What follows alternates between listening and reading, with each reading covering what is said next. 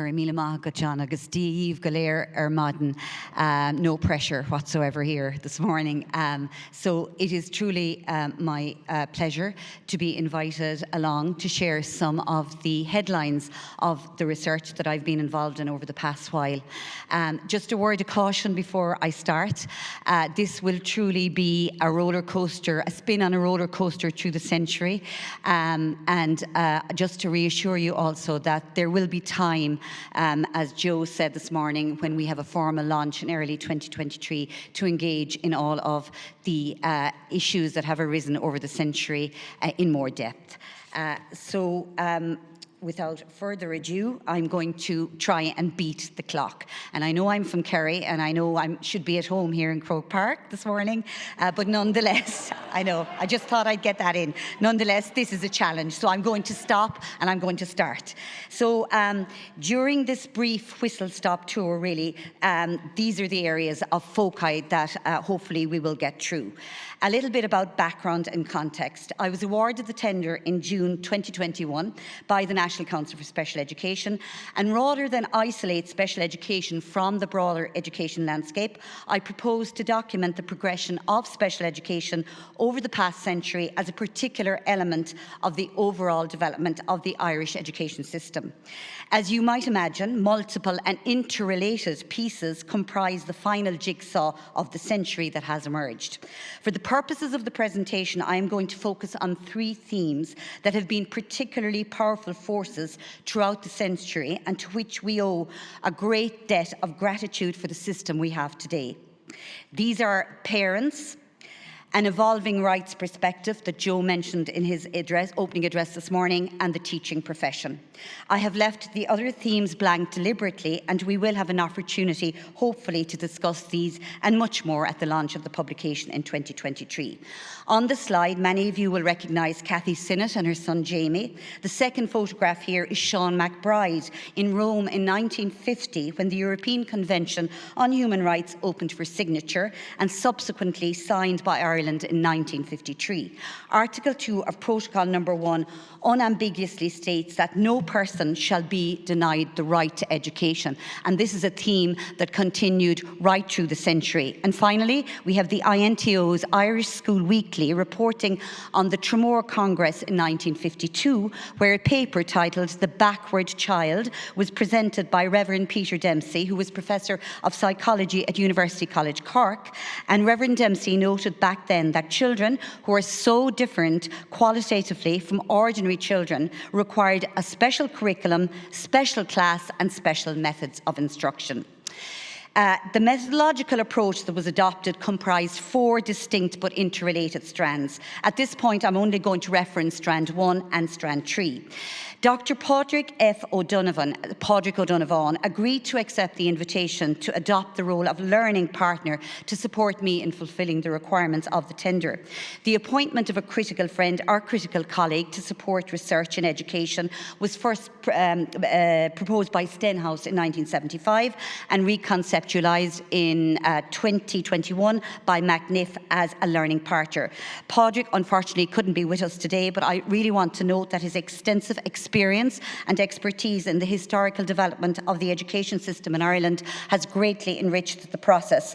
I am greatly indebted to Padraig for his exceptional support through what was a long and winding road, as you can imagine. And without Padraig's involvement, this publication would not have achieved the outcomes that it has achieved. In addition to Dr. O'Donovan's role, Dr. Lisa O'Sullivan, Head of Department of Reflective Pedagogy and Early Childhood Studies at Mary Immaculate College, and Dr. Maurice Harman, Head of Learning, Society and Religious Education, volunteered to adopt the role of critical friend in relation to early childhood education and school patronage, respectively, which are really key themes also in this journey. There's not time here this morning to thank each and everyone individually for their role in this project. While projects like this involve a lot of solitary activity for the writer, all of these incredibly inspirational people I met along the way greatly lessened the burden and shortened that road. I would especially like to acknowledge and thank all of those on the slide who gave their time so generously to share their experiences of special education in Ireland with me. Indicative of the commitment and investment of everyone in this project, there are 100,000 plus words of interview transcripts and 23 plus hours of audio data that the project has generated. The selection of interview participants was based on the potential of participants' experience to support the factual analysis and synthesis of data stemming from the systematic review of relevant data sources, and is reported in the final publication as augmentative of the fact-finding that has been engaged in. Due to the time frame for the project, the number of participants had to be curtailed. Initially, I had planned to interview 10 to 12 participants, but as you can see, this escalated to a total of 25 interviews and 2 submissions. Additionally, I would like to sincerely thank Pat O'Donoghue, who's here with us this morning, Head of Archives, Stewart's Care Dublin, Anya Lynch, National Parents Council, Pádraig Clerkeen and David Buckley, the Irish Primary Principals Network, Rachel O'Connor, National Association of Principals and Deputy Principals, Julie Helen, Inclusion Ireland, Michael Flanagan and Adam Harris, AsIAm, Anne McConnell, INTO, and the RTE Archives, who kindly allowed me to use the photographs you'll see in the presentation shortly, the Education Office at Mary Immaculate College, and Jennifer Doran for ongoing support and encouragement throughout the journey. Many of you I know are with us here this morning, and there will be time again to meet further and discuss the project later in 2023. So a note on language, and the ongoing pursuit of appropriate language is an intrinsic feature of the history of special education, both in Ireland and internationally, and indeed is another key theme of this project. Throughout the publication and this presentation, the principle of historical fidelity in representing linguistic discourse has been adopted when quoting from original sources. This is not an endorsement of terminology, but rather a concern to adhere to the principle of historical fidelity. As we move towards creating inclusive education systems globally that can respond appropriately to the complexity inherent in human difference that John referred to earlier, a terminology of difference that acknowledges all of our differences as human beings rather than a terminology of deficit remains critical.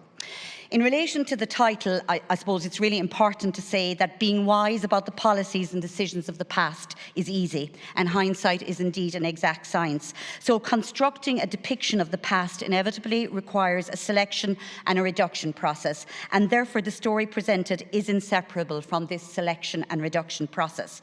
The role of the study, I'm very clear on, is not to lecture the people of the past and how they should have done better, but rather to understand and contextualise their positions.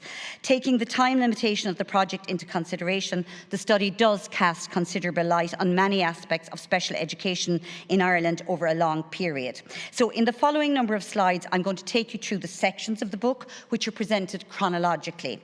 Of necessity, based on the time period allocated to the project, it was intended that the research would encompass the period from the foundation of the state in 1922 to the end of March 2022. And due to the importance of providing a context for the reader pre-1922 and significant circumstances unfolding post-March 2022 that we're all familiar with, these parameters are breached to some degree. So altogether, the century is divided into 6 periods chronologically, comprising 8 chapters and a preface. As we travel quickly through the book, I have identified some defining moments. However, it's important to say that there are many defining moments, and these are examples only, and hopefully they will whet your appetite for the publication. So the first chapter examines education in an independent Ireland from 1922 to 1936, and seeks to provide a context for the parallel system that developed for a cohort of children located in primarily religious, charitable, humanitarian and philanthropic endeavours. The photograph here from RT Archives provides a flavour of the time, and as we know, a civil war followed the treaty in 1922, and a flavour of the turmoil being experienced by so many at that time is evident in the photograph. Father O'Reilly is holding a Red Cross flag, and he's leading tenement evacuees to safety on Deverell Place off Lower Gardner Street, which is not very far from here, and they're heading towards the back entrance of the Central Model School, whose main entrance was on Marlborough Street near the Department of Education. So, This Padraig O'Brolacán, who was the Chief Executive Officer for Education in 1922, captures the zeitgeist of the time in terms of what were the priorities for the new state. And at that time, it was really giving the language, the history, music and traditions of Ireland their natural place in the life of Irish schools. During that time and throughout the century, we see opportunities that were missed. And one of these was the Macpherson Bill in 1919, which was proposing to provide suitable provision for afflicted children. However, due to political reasons that I'm not going to go into now, that bill didn't actually materialise. The Department of Education set up under the Ministries and Secretaries Act in 1924, the School Attendance Act in 1926, which made school attendance compulsory from children aged 6 to 14, and we see the Vocational Education Act in 1930, which was again the reform of technical education. So while at that time many of these developments didn't have particular import for children who were perceived not to be able to benefit from the education system that was in place, these would have a huge import as the century progressed. But I think we can be very proud as a society of our concern for education. And here in the 1922 Constitution, we have Article 10 saying all citizens of the Irish Free State have the right to free elementary education. So I think it's important as well that we reclaim our own cultural and our own, I suppose, leaning towards a rights-based society, which again was further consolidated later on when we were influenced by more global movements. But I think from ourselves, the architects of the foundation of the state, certainly education was to the fore in their thinking. So the next chapter is education and status, and it is really what it says on the tin there, the focus on Gaelicization, reclaiming our own cultural identity, but the emergence of this concept of educable capacity. And this is a theme that emerged again during this time, and is something that we would really need to discuss in greater depth for later. Here, Christy Brown, who we're all familiar with from my left foot, you can read what he says there. My education, it was practically nil. And during that period, we have the Gaelicization policy, the primary school certificate made compulsory in 1943. But during that time, the Hospitals Commission survey. So Dr. Louis Clifford was engaged by the Hospitals Commission to investigate and diagnose the incidence of mental deficiency from a health perspective in Dublin, Cork, Laois, Offaly, Clare and Galway. And the insights in that survey, which is available actually in the archives out in UCD, references the need for special classes and parents' voices emerging because, of course, the survey team visited schools in all of these areas. So there are many stories that emerged from that actual survey that would have impact down the line for the development of special education. So in 1937, we have Article 42.4, and you can see that we have that little word for. The state shall provide for free primary education. And while at that time, the impact of the Constitution for children with special educational needs was certainly not clear, it would be particularly important in the years ahead. And oh, sorry. Yeah, I'm trying to beat the clock here, but I will slow down. Thank you. Sorry about that. So, the next chapter from 1950 to 1979. So this is a period of reappraisal and transformational development.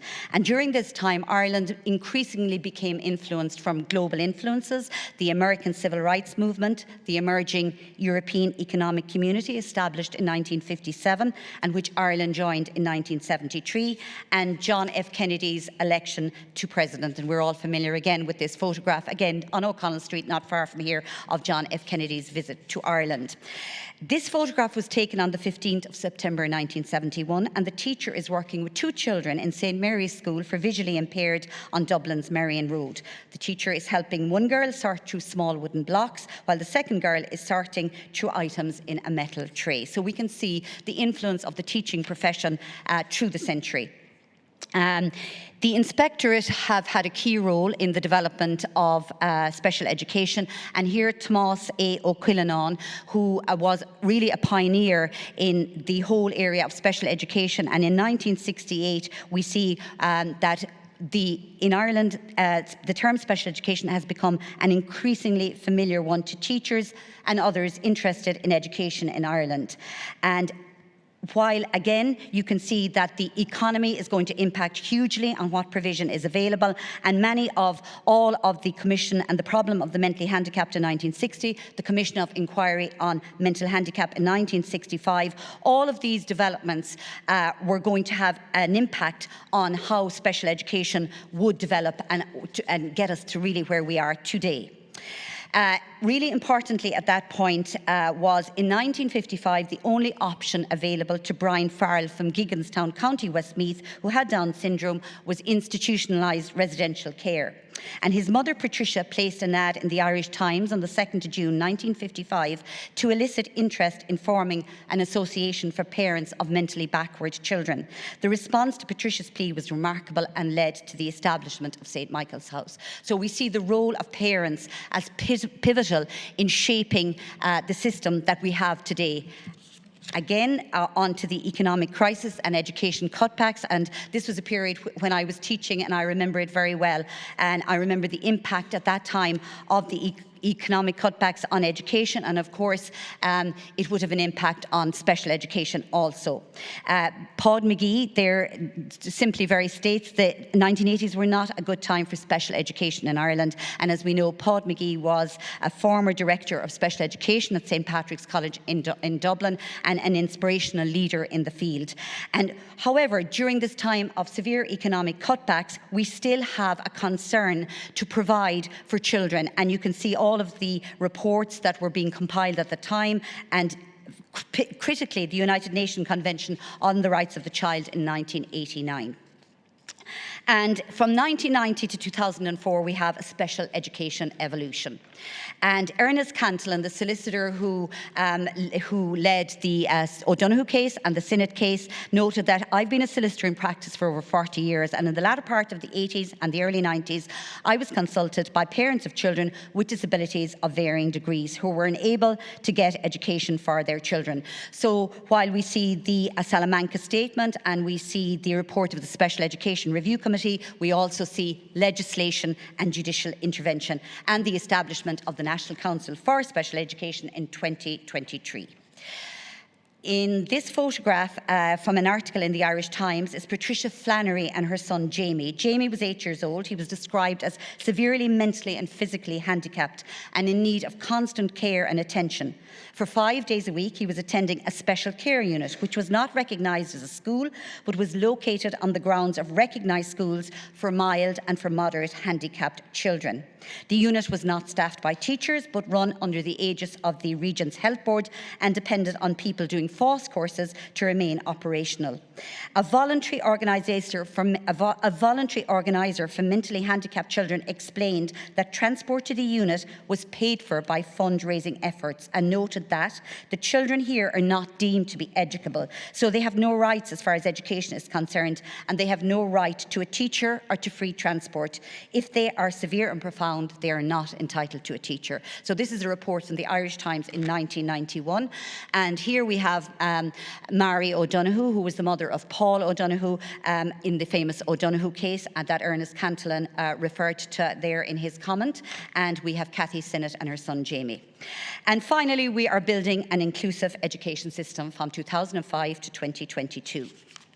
So Pat Curtin, who was the first CEO of the National Council for Special Education and who participated in this project, captures the essence of what the National Council for Special Education was faced with when it was established in 2003. And we can see that during this period there has been significant progress. And there were children with disability who for one reason or another couldn't get access to schools or couldn't get the supports needed, and indeed pressure from schools as well to provide the resources to help them to enrol and to cater for children with special educational needs. And during this time, you'll be familiar with all of the various initiatives that are on that slide from early childhood, because the project has also looked at early childhood in addition to the school system. So I have 58 seconds and I'm going to finish very quickly. I thought it was fitting to finish the presentation with drawings by autistic children depicting their experiences of education in 2016 from research commissioned by by the NCSE, completed by a team from Mary Immaculate College, many of whom are here with us today. I see Dr. Joe Fitzgerald and Dr. Margaret Egan, who participated in this project. And again, it's the linked to the theme of the emerging rights agenda is yet another theme, the theme of child agency and the potentially transformative power of voice for creating an education system where all children can flourish. And finally, closing the door on the century. Over recent decades, special education provision has expanded rapidly, transforming and enriching the education landscape. A realisation that a robust, effective and responsive legislative framework is necessary to enshrine the rights of children, young people and adults is evident in the raft of legislation now on the statute books. The role of the NCSE in a relatively short time has been significant, and a realisation that the education system must address the needs of all children to providing schools for all is increasingly gaining traction. The emergence of child agency and a concern to understand the experiences and outcomes for children with special education needs are positive features of policy and practice. The rights agenda and the movement from a medical model of disability continue to positively influence policy and practice. However, the tensions and dilemmas that remain as we stand on the cusp of the next century require serious consideration. Parents continue to struggle with the system. Advocacy groups are forced to continue to agitate. Investment is increasing and provision is expanding with no clear evidence that there is a relationship between the provision and improved outcomes for children. There is an absence of a shared understanding of what precisely an inclusive education system can be equated with, and legislation requires further development to guarantee children's right to all elements of an appropriate education. Litigation continues to be a feature. Inequity of opportunity for young people in terms of access to post-school education and or employment and career opportunities remains an indictment at the end of 100 years of the state. I have deliberately chosen the image of a half door with the top slightly ajar, as I believe, having traversed the century, that it may be wise not to completely close the door so that we remember always what our journey to the last century has taught us. And finally, this is one of my favourite paintings, and it's by Frida Finlay, and I understand is in the foyer of Inclusion Ireland. I know that many of you are familiar with many of the publications on the shelves of this painting, and indeed I certainly am after the last 12 months. And our challenge really at this point is to ensure that all of the work that has been done and all of the aspirations inherent in the publications on the shelves in this painting and many more publications besides, that our responsibility is to ensure that these aspirations do not remain, as the painting is called, gathering dust, but rather are realised in practice, so that all children can flourish in our education system and beyond. Gurv Mila Mahaguf Galir.